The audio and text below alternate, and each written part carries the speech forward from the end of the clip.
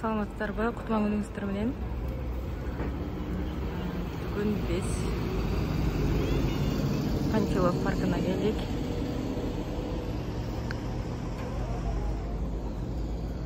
Бул жерде мурда эмне жайгашканын билбейм, бирок бул жер оңдо түздө иштери жүрүп жатабы же бул жерди бузушабы билбейм.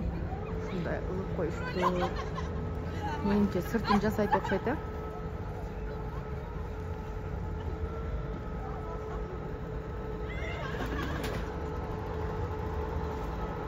Бул жагында атайын суу менен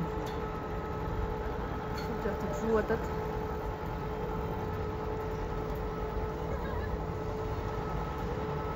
Атайын тазалап, жууш суу менен чачышып, анан кайра мындай кылып шыпырып татабы тазалап атышат. Бул жагында атайын Ноорузга арналып, бул жерде концерт болот окшойт Ноорузга. Ошого жасап атышса керек. Ушундай кылып атышыптыр. Аба ырайы сонун.